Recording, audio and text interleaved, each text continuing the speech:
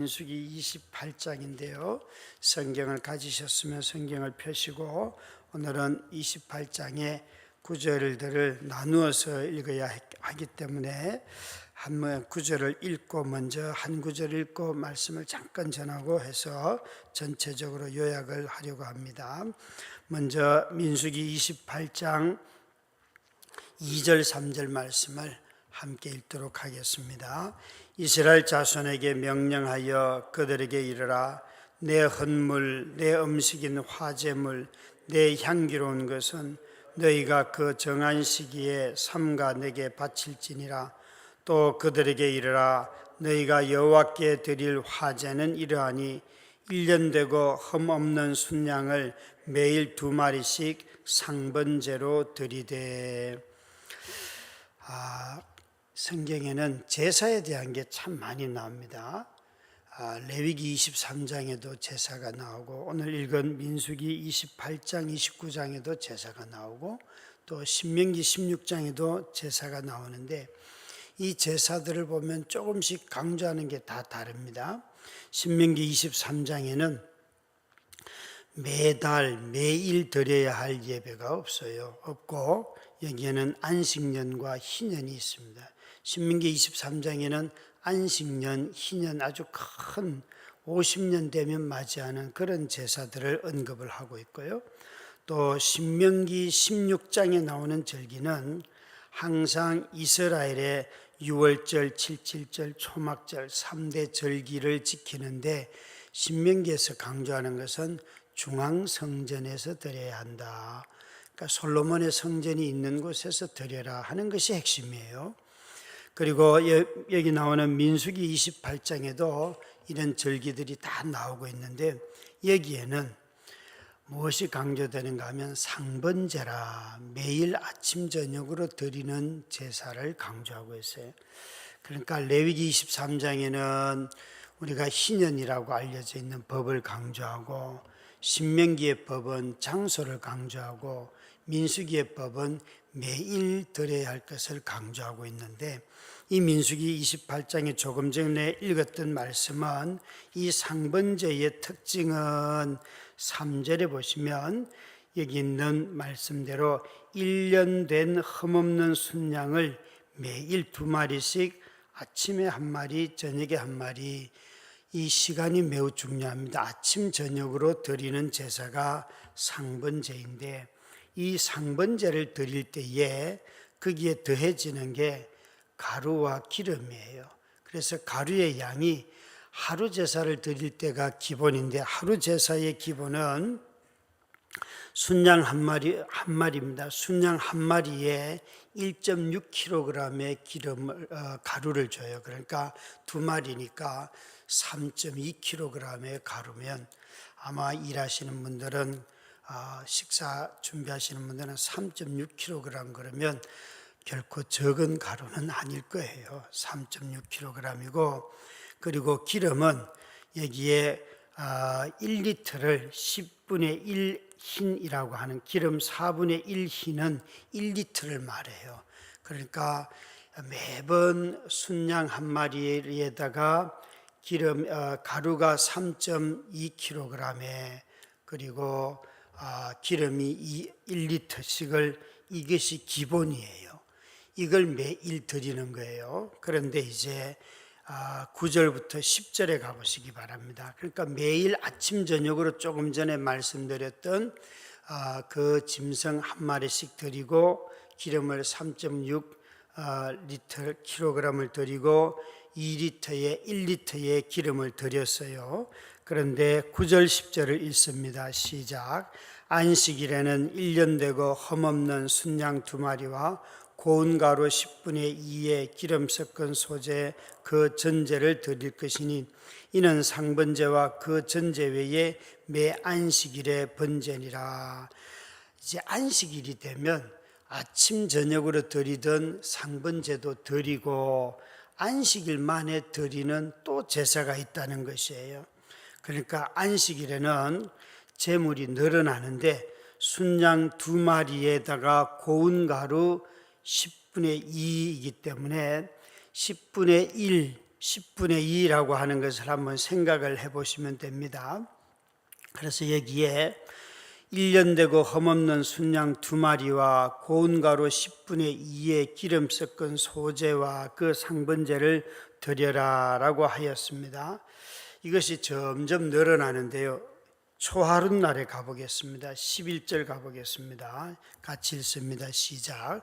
초하루에는 수송아지 2마리와 순양 1마리와 1년 되고 흠없는 순양 7마리로 여호와께 번제를 드리되. 조금 전에 매일 드리는 상번제와 안식일 제사는 그 규정의 양이 똑같아요. 그러니까 상번제를 안식일에는 2번 드린다 생각하시면 돼요.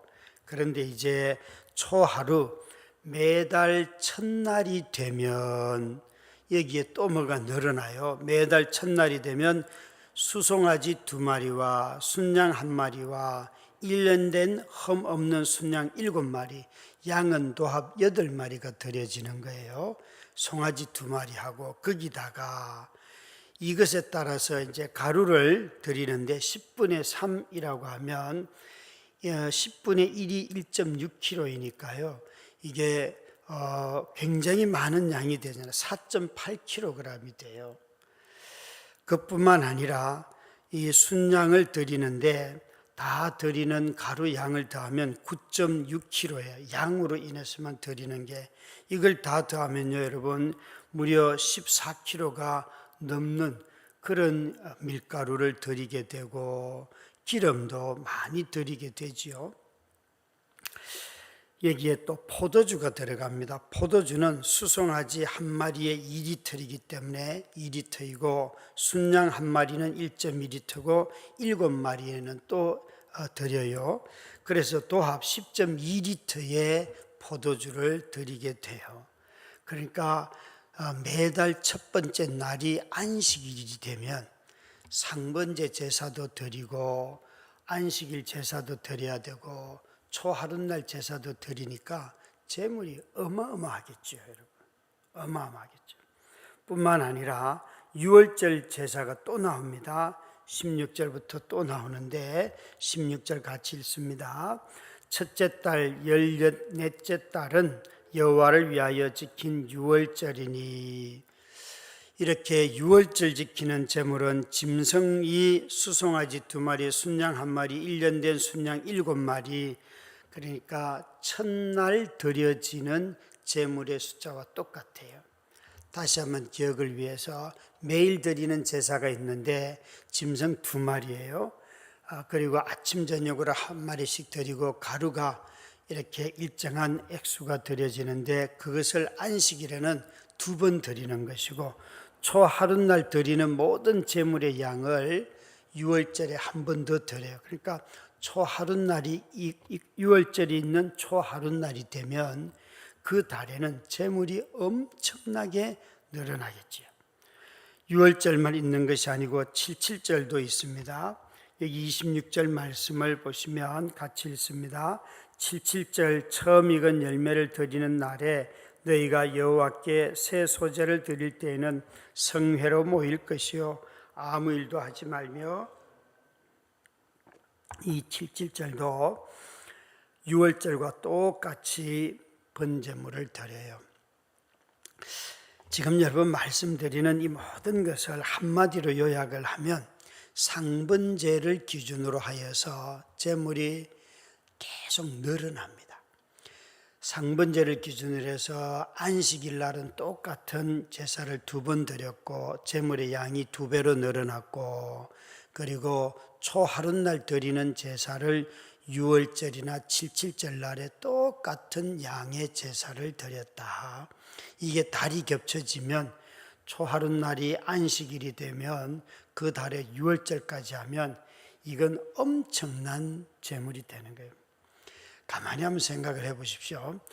매일 아침 저녁으로 드리는 짐승을 여기에 읽은 말씀 그대로 하면 기름만 해도 1.6kg, 가루만 1.6kg고 기름 1리터인데 이것이 매일입니다. 매일.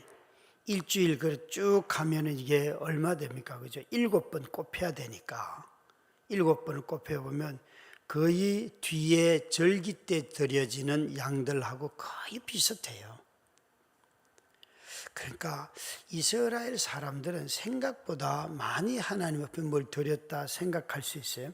물론 이것은 제사장이 성전에서 성막에서 하는 제사에 각 개인이 매일 이름 어마어마한 양을 드린 것은 아니에요.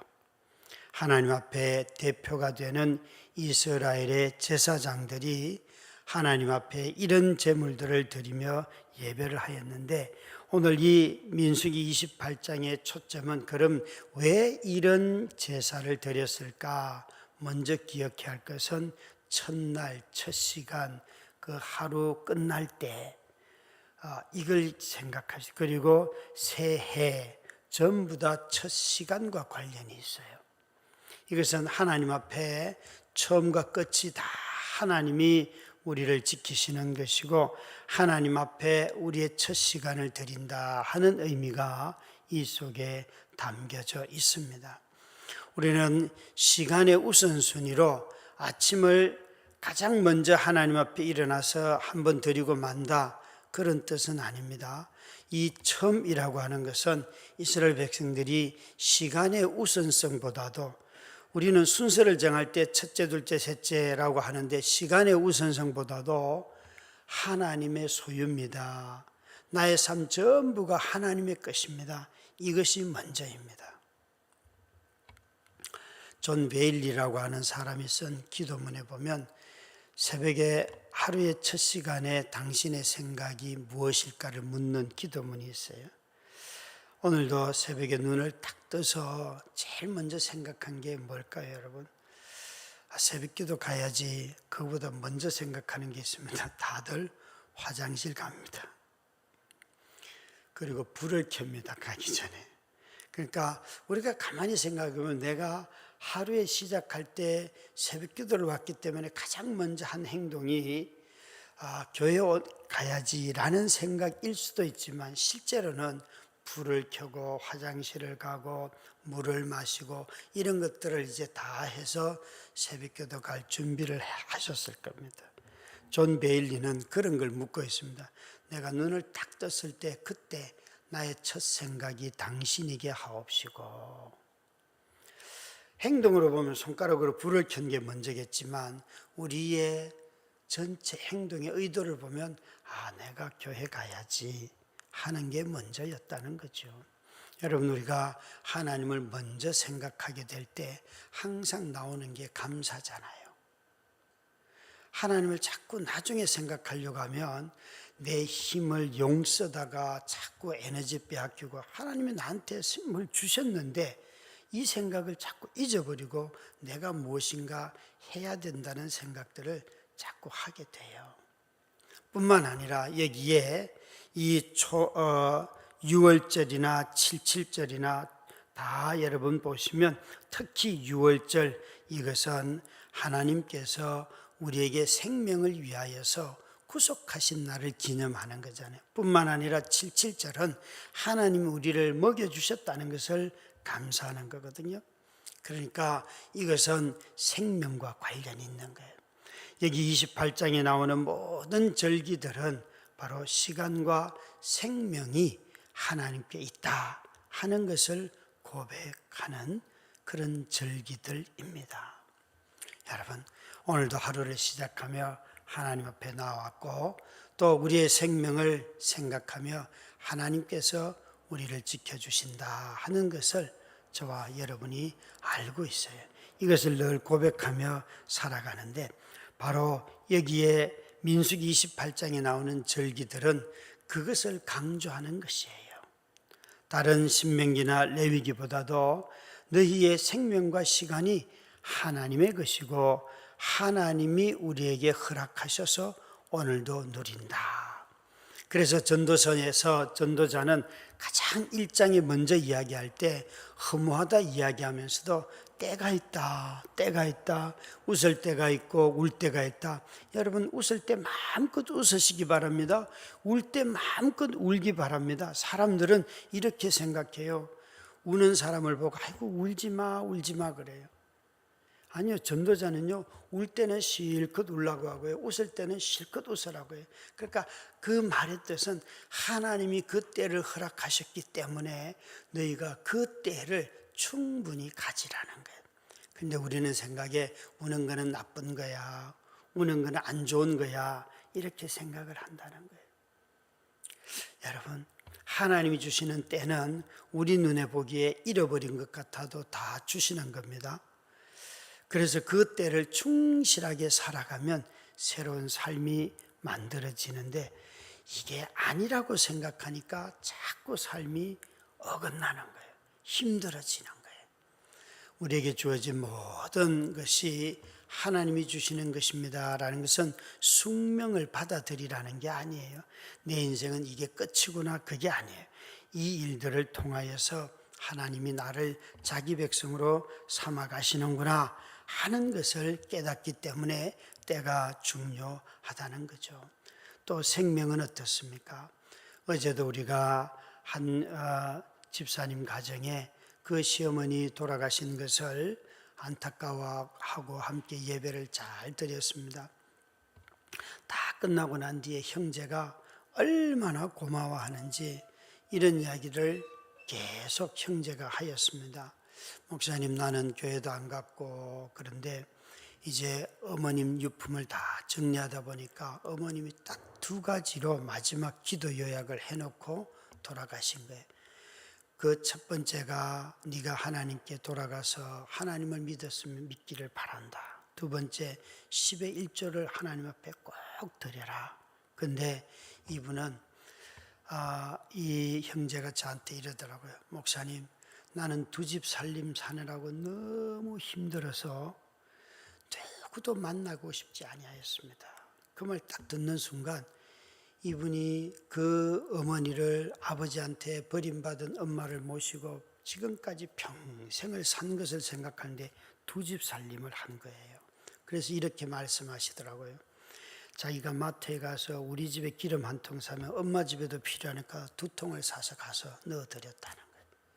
그래서 자기는 상갓집이나 누가 결혼이 일어나도 우리 서로 주고받고 이런 거 하지 말자 했던 이유가 뭔가 하면 어머니 집을 자기가 돌봐야 되기 때문에.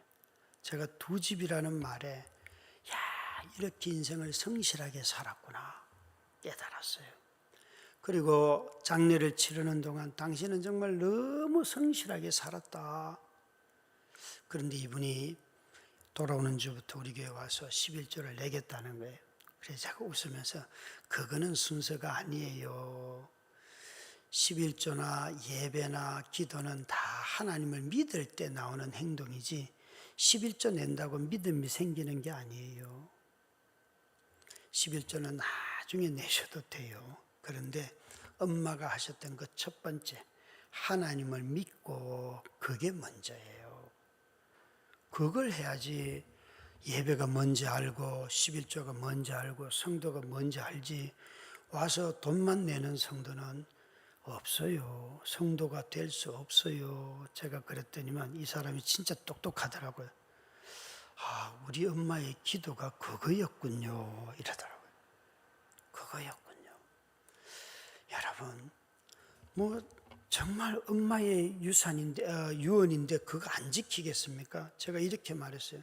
당신은 그게 믿음이 아니라는 게 엄마를 생각해서 돈을 기부하는 거지 10의 1조는 하나님을 인정하고 믿기 때문에 하나님 앞에 드리는 거지 엄마를 생각해서 드리는 게 아니다.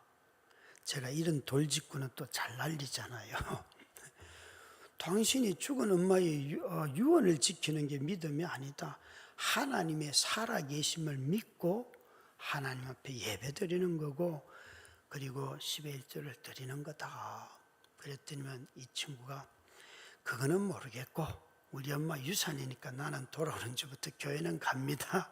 그러더라고요. 그래서 속으로 믿음의 씨앗이 뿌려질 모양이다 생각은 했어요. 여러분, 사람들이 유언을 지킬 수는 있습니다. 그러나 믿음이 없을 수도 있어요. 이런 많은 절기와 하나님 앞에 드리는 이것이 얼마나 힘들겠어요. 나중에 말라기서 가면 번패스럽다 이런 얘기도 나오잖아요. 믿음이 없을 때 하나님 앞에 드려지는 모든 것이 너무 부담되고 번거롭다는 거예요.